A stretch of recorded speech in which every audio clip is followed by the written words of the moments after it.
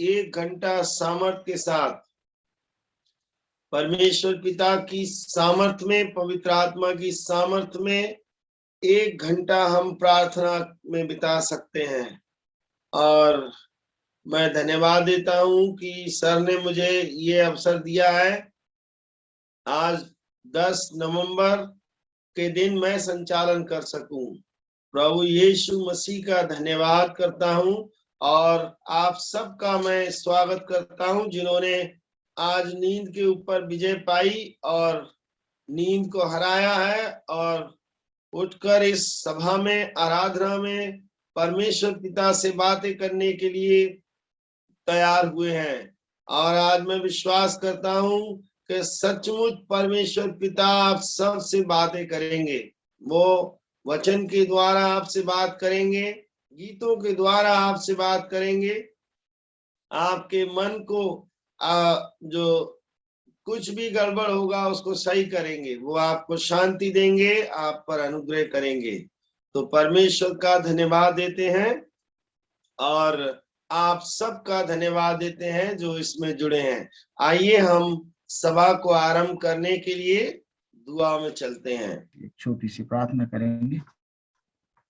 करुणा सागर, आज की एक और नए दिन की सुबह के लिए और इस सौभाग्य के लिए कि हम फिजिकली अलग अलग होते हुए भी आपके प्रिय पुत्र, हमारे एकमात्र उद्धारकर्ता प्रभु यीशु मसीह के माध्यम से आपके अनुग्रह के सिंहासन के सामने हो सकते हैं। आपकी वाणी को सुनना चाहते हैं, हमारे कानों को खोलें, मनों को तैयार करें और आपका आत्मा भेजें कि हम आज के संदेश को समझ सकें जो आपने अपने विनम्र सेवक को दिया। सेवा से पहले समर्पण प्रभु, ताकि आज का वचन हमें से हर एक को सही मार्गदर्शन दे और हमारा जीवन आपके लिए और आपके बेटे और बेटियों के लिए उपयोगी हो सके, मूल्यवान हो सके और आपके नाम को महिमा मिले। हमारी विनती सुनने के लिए धन्यवाद। आपके पुत्र हमारे उद्धारकर्ता यीशु मसीह के नाम से मांगते हैं, आमीन। सेवा से पहले समर्पण वचन पढ़ा गया निर्गमन 4:2-3 और जहां आपने पढ़ा कि मूसा जो एक साधारण चरवाहा था, उसके हाथ में एक साधारण सी लकड़ी थी जिनसे वो अपने भेड़ों की रखवाली, देखभाल करता था, उनकी सुरक्षा करता था, भेड़ों को मार्गदर्शन देता था और ऊबड़ खाबड़ रास्तों में उस लकड़ी से वो सहारा लिया करता था। परमेश्वर पिता ने मूसा को बुलाया, आह्वान किया कि मूसा, तुमने भेड़ें बहुत चराई, अब वक्त आ गया है कि तुम मेरे लोगों की चरवाही करो और इसके लिए मिस्र में जाओ।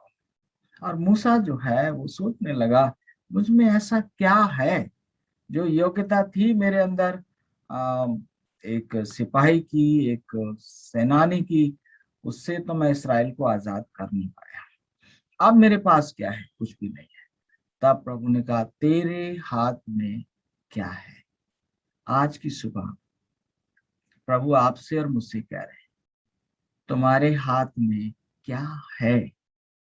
हो सकता है ये बहुत ही इनसिग्निफिकेंट हो, बहुत ही सामान्य हो, इसकी कोई वैल्यू ना हो, इसका कोई मूल्य ना हो, इसकी कोई अहमियत ना हो, लेकिन अगर हम इसको भूमि पर डाल दें, अगर हम इसको समर्पण कर दें, जैसे कि जो गुंडे लोग होते हैं वो समर्पण कैसे करते हैं? अपने हथियारों को जमीन पर डाल देते हैं और हाथों को ऊपर उठा लेते हैं।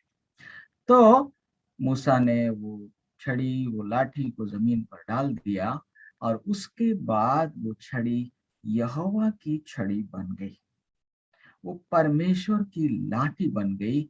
और वो इनसिग्निफिकेंट, मैं इसी लाठी पर कई घंटे प्रचार कर सकता हूँ, लेकिन मैं जानता हूँ यहाँ पर सारे बुद्धिमान लोग बैठे हैं। मैं आम लोगों से बात नहीं कर रहा हूँ, मैं लीडर लोगों से बात कर रहा हूँ और वो इस पर विचार विमर्श कर सकते हैं कि वो मूसा की एक सामान्य सी लकड़ी यहोवा की लाठी बन गई तो कितने बड़े बड़े काम उसने किए। बहुत अच्छा पावर पॉइंट भाई मुनिंदर ने बनाया, प्रभु उनको आशीष दे।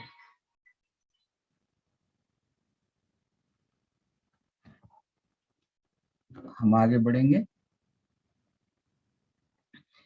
महान पियानो वादक फ्रिट्ज क्रिस्लर की कहानी बताई जाती है कि एक बहुत ही अमीर अंग्रेज था और उसने क्या किया, एक रेयर वायलिन जो है उसको मिल गया।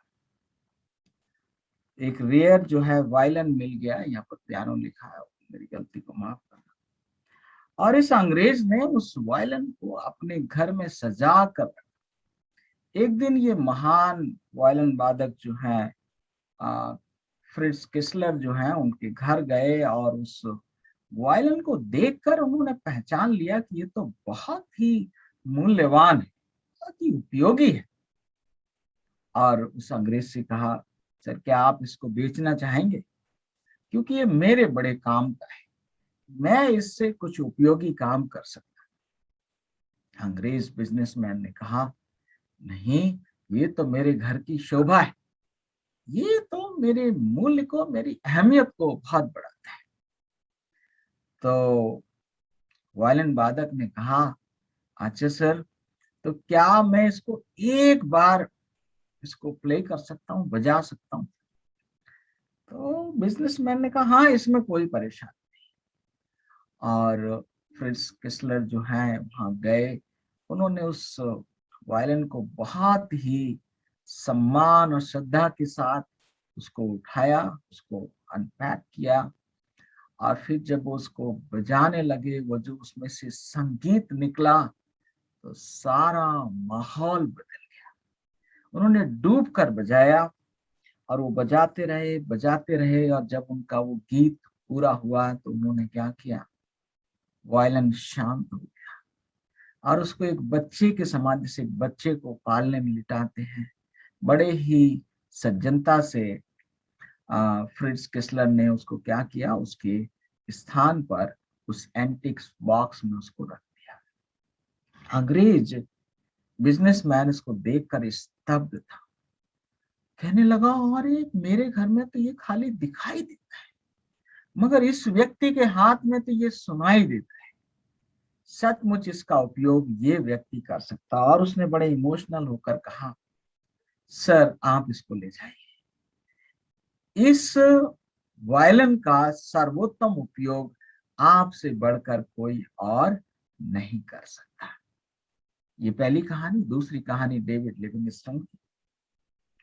डेविड लिविंगस्टन ने 30 साल अफ्रीका में घूम घूम कर बिताए, वहां प्रभु यीशु मसीह के सुसमाचार का प्रचार किया, ताकि वहां पर दूसरे लोगों के लिए भी रास्ता मिल सके। 2 साल से उनका कोई अता पता नहीं था, दुनिया के लिए वो लापता हो गए थे। तो हेनरी स्टैनली उनको खोजते हुए अफ्रीका पहुंचे, और जब वहां पहुंचे तो उनको डेविड लिविंगस्टन को मुलाकात किया और कहने लगे, भाई डेविड, अब आप वापस हमारे साथ इंग्लैंड चलो। डेविड ने कहा, नहीं, मैं अभी इंग्लैंड नहीं जाऊंगा।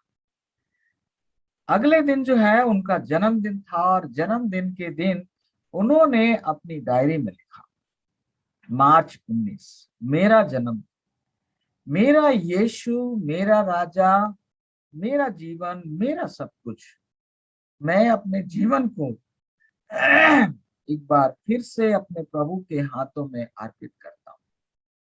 प्रभु होने दे कि साल खत्म होने से पहले मैं उस काम को कर सकूं जो आपने मुझे दिया है। और आप जानते हैं कि डेविड लिविंगस्टन जो है 2 साल के बाद वो प्रार्थना की मुद्रा में अपने घुटनों पर दुआ करते हुए मृतक पाए गए। ऐसे लोग, साधारण लोग, जिन्होंने अपना जीवन प्रभु को अर्पित किया और संसार को बदल दिया। आज की सुबह मुझे लगता है आज तक जितने संदेश हमने सुने हैं, ये सबसे महत्वपूर्ण है। शायद ये फाउंडेशन संदेश है, ये पहला संदेश है जिसकी मुझे और आपको बहुत जरूरत है। क्या परिभाषा हो सकती है? किसी खास काम या इरादे के प्रति पूरी तरह से अर्पित हो जाना। जॉन वेस्ली ने कहा है कि अगर एक व्यक्ति अपने आप को 100%, 100% समर्पित कर दे तो वो परमेश्वर के लिए बड़े बड़े काम कर सकता है। लेकिन अगर 1000 लोग भी हों और वो अपने आप को 99% समर्पित करें तो वो परमेश्वर के लिए कुछ नहीं कर सकते। दाऊद जो था उसने गोलियत को मारा क्योंकि वो 100% समर्पित था। शाऊल और उसकी सेना गोलियत से डरती रही क्योंकि वो 99% समर्पित थे। यिर्मयाह 18 में अगर हम पढ़ें, कुम्हार से सीख सकते हैं। कुम्हार उस मिट्टी से खूबसूरत बर्तन बना सकता है जो उसके हाथों में समर्पित होती है, अर्थात जिधर चाहे उसको क्या कर सकता है, वो मोड़ सकता है, जिस आकार में ढालना चाहे वो ढाल सकता है। लेकिन क्या होगा उस मिट्टी का जो समर्पित होने से इनकार कर दे। तो आप समझ सकते हैं यहाँ पर इसका क्या जवाब होगा। बहुत लोग बड़े बड़े काम करना चाहते हैं और बड़ा नाम कमाना चाहते हैं। उनसे आप सुनो तो कहेंगे मेरे अंदर ये टैलेंट है, ये काबिलियत है, मैं ये करना चाहता हूँ। Very good, not a bad idea, अच्छी बात है।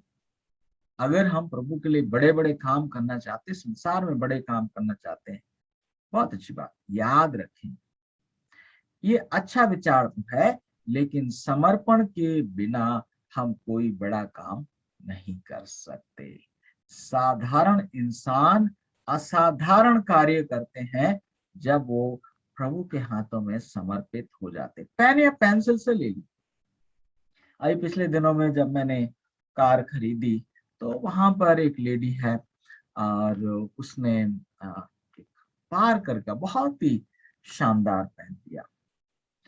और ये मैंने सीखा वहां पर कि चाहे पेन पार्कर का हो या किसी साधारण कंपनी का हो या 2 रुपए का हो, पेन अपने आप से कुछ नहीं कर सकता।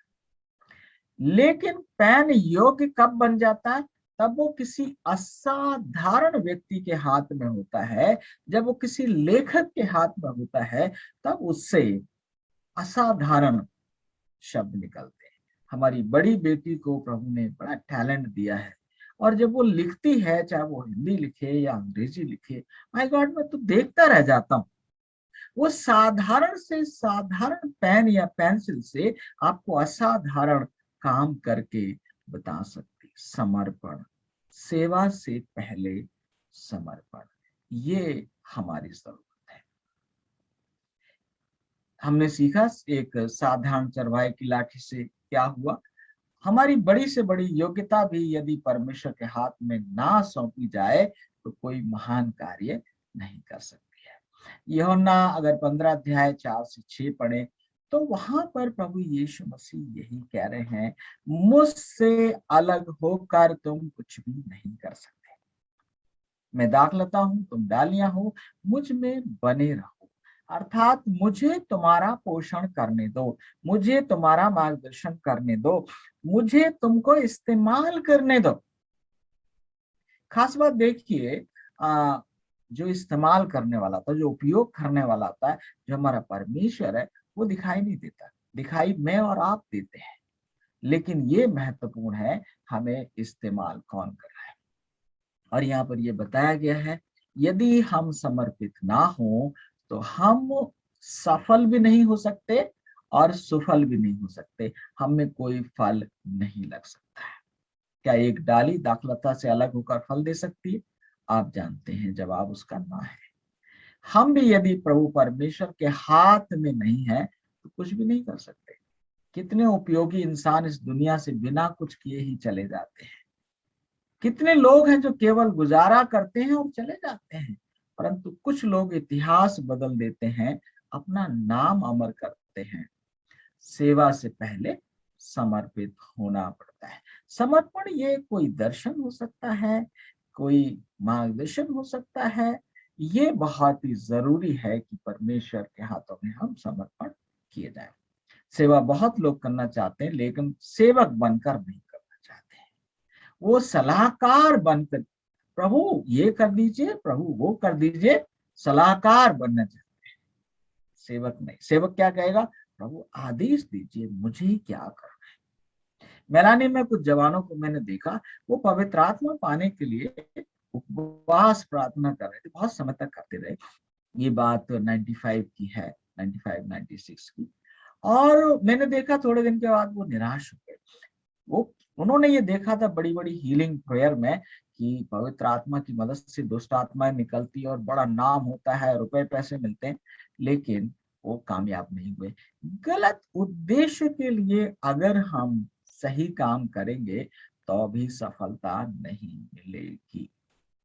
नाम कमाने के लिए, रुपए पैसे कमाने के लिए अगर हम समर्पण करते हैं तो कामयाबी नहीं मिलेगी। बहुत से लोग परमेश्वर का आदेश अभी हो जाए, अभी हो जाए, आप जानते हैं, मैं उसको ज्यादा दोहराना नहीं चाहता। परमेश्वर आपको आदेश देते हैं, जो समर्पित नहीं है वो सेवक भी नहीं है।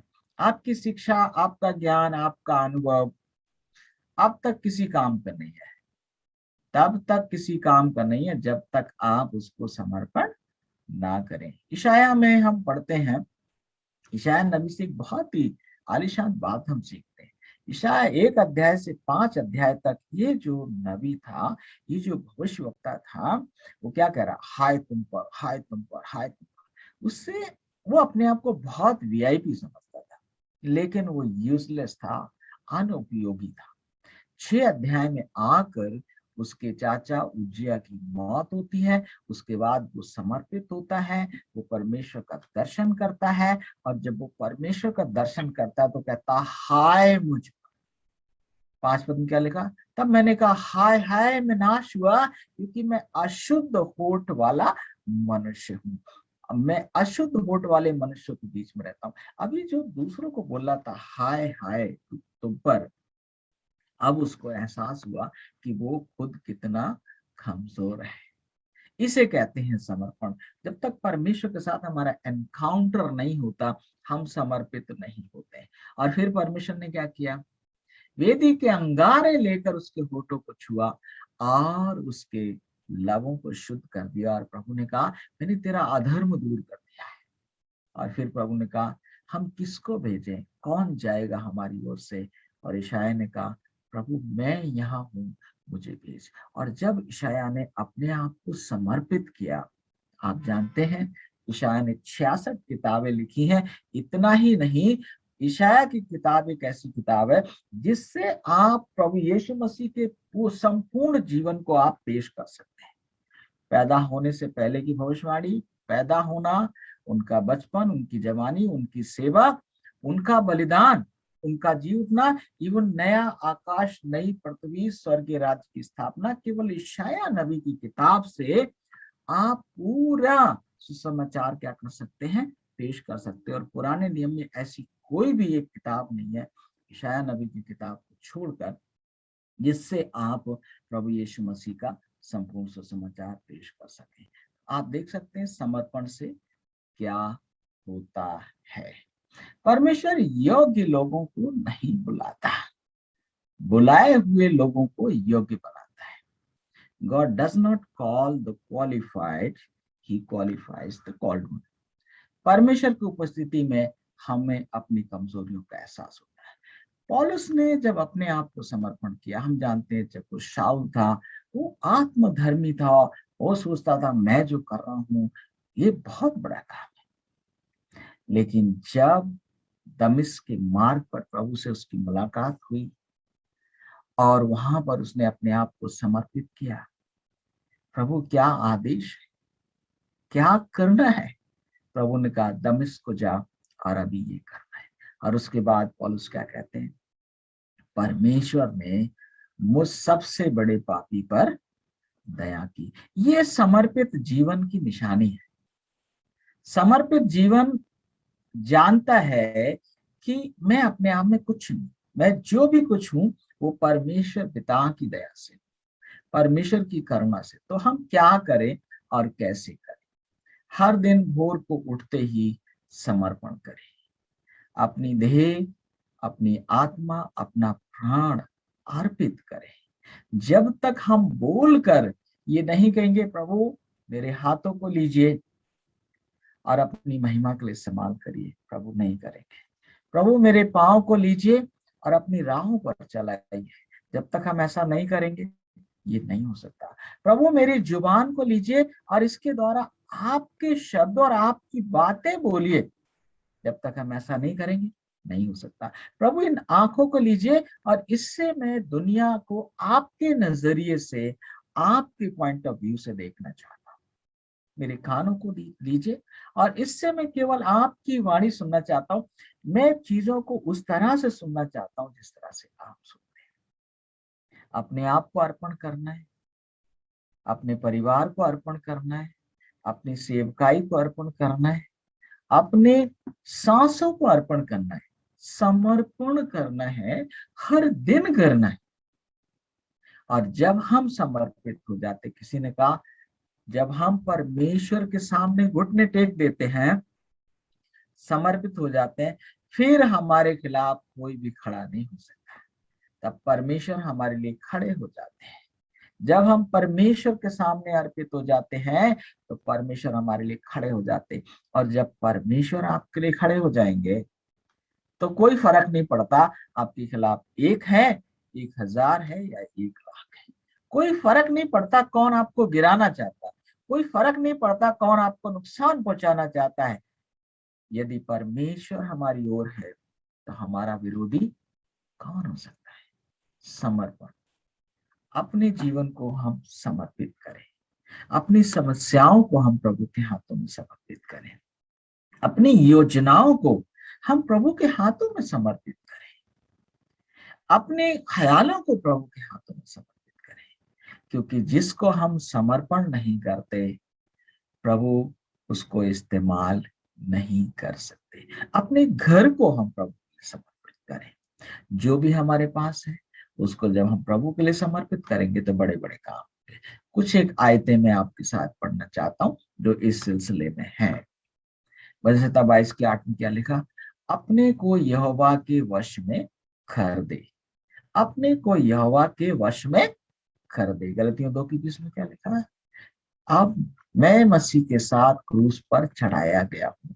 अब मैं जीवित ना रहा पर मसीह मुझ में जीवित है। मैं शरीर में अब जो जीवित हूँ तो केवल उस विश्वास से जीवित हूँ जो परमेश्वर के पुत्र पर है। अर्थात अब मैं जीवित नहीं, अब मेरे अंदर शब्द किसके हैं, मसीह के।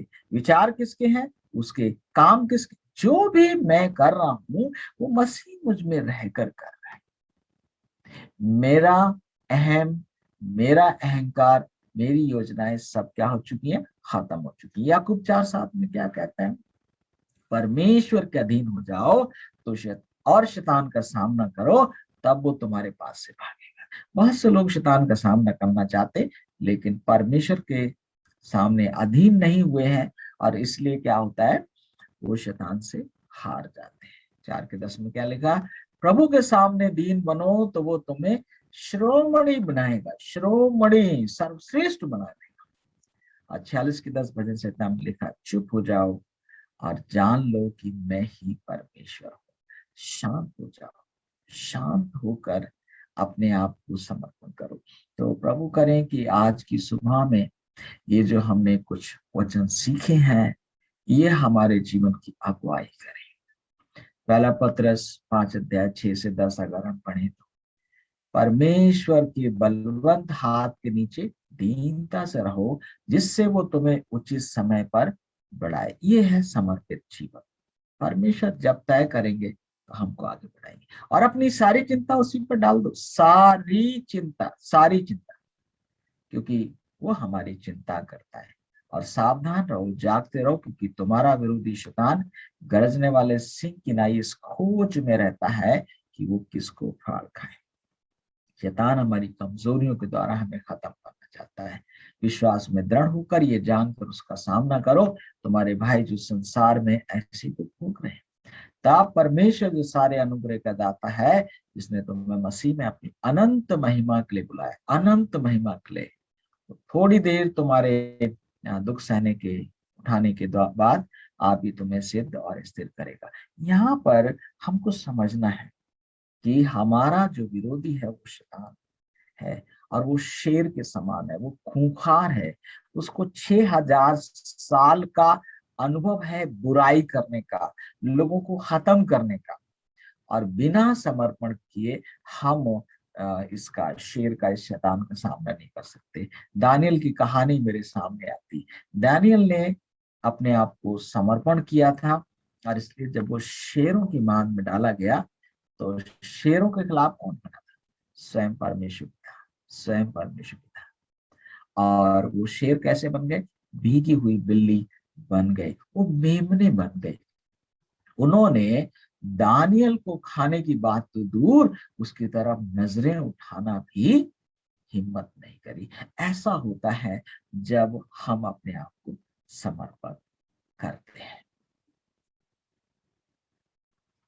ताड़ना कई बार होती है, हमारी चीजलिंग होती है। कुछ साल पहले एक किताब लिखी थी, एक मॉर्निंग वॉच आई थी, डॉक्टर बीडी सिंह ने उसको लिखा था, जो जयपुर के हैं। चीजल्ड विद ग्रेस, अनुग्रह के द्वारा तराशा गया। तो ये जो छेनी और हथौड़ी होती है, आप जानते हैं, इससे बड़े बड़ी महान कलाकृतियां बनाई जाती है। उसी तरह से परमेश्वर पिता हमको उपयोगी बनाना चाहते, और उसके लिए हमको ताड़ना से गुजरना पड़ता है। और जो लोग समर्पित नहीं होते हैं, वो ताड़ना को क्या करते हैं? गलत समझ लेते हैं और विद्रोह कर देते हैं। जो विद्रोह करने लगते हैं वो वहीं रह जाते हैं, वो वहीं रह जाते, आगे नहीं बढ़ पाते। व्यवस्था 8:5 में लिखा है, अपने मन में ये विचार कर कि जैसा कोई अपने बेटे को ताड़ना देता है, वैसे ही तेरा परमेश्वर यहोवा तुझको ताड़ना देता है। इब्रानियों 12:6-7, क्योंकि प्रभु जिससे प्रेम करता है उसकी ताड़ना भी करता है, और जिससे पुत्र बना लेता है उसे कोड़े भी लगाता है। तुम दुख को ताड़ना समझकर सह लो, परमेश्वर तुम्हें पुत्र जानकर तुम्हारे साथ बर्ताव करता है। वो कौन सा पुत्र है जिसके ताड़ना पिता नहीं करता? मेरे प्रियो, हमको कई बार जब निराशा होती है, जब हमारी योजनाएं असफल होती हैं, वो समय ताड़ना का समय होता है। परमेश्वर आपको सुधारना चाहते हैं। आप कल्पना करो, कौन सी बहुमूल्य धातु है, कौन सा बहुमूल्य रतन है जो आग में होकर नहीं हो सकता? कौन सा सोना है जो आग में ताया नहीं जाता? और ये जब हम ताए जाते हैं, हमको रिफाइन करना चाहते हैं परमेश्वर, हम क्या कर देते हैं? बगावत कर देते हैं, विद्रोह कर देते हैं। और हम उन लोगों को जो हमारे सचमुच मित्र हैं, जो हमारे हमारे प्रेमी हैं, हितैषी हैं, हम उनको क्या समझ लेते हैं? अपना दुश्मन समझ बैठते हैं। और नतीजा क्या होता है? हम वहीं के वहीं रह जाते हैं। अय्यूब 5:17 में लिखा है, क्या ये धन्य वो मनुष्य जिसको ईश्वर ताड़ना देता है, इसलिए तू सर्वशक्तिमान की ताड़ना को तुच्छ मत जान। नीति वचन 3:11, हे मेरे पुत्र, यहोवा की शिक्षा से मुंह न मोड़ना, और जब वो तुझे डांटे तो बुरा ना मानना। क्या आप इस समय अपने आप को प्रभु के हाथ में समर्पण करना चाहते हैं? अगर आपकी ऐसी योजना है, ऐसी चाहत है, तो मैं आपके साथ मिलकर एक प्रार्थना किया चाहता हूँ। स्वर्गीय पिता, हम अपने आप को अर्पित करते हैं आपके सामने। 100% हम अर्पण करते हैं, और ये प्रार्थना करते जैसे आपने मूसा की छड़ी को लिया और आपकी छड़ी बनाया, और उसके द्वारा महान काम किए गए। जिस तरह से वो वायलिन को उस वादक ने लिया और उसके द्वारा संगीत निकला, जिस तरह से आपने पौलुस को अपने हाथों में लिया और अपनी महिमा के लिए इस्तेमाल किया, प्रभु हम अपने आप को अर्पित करते हैं।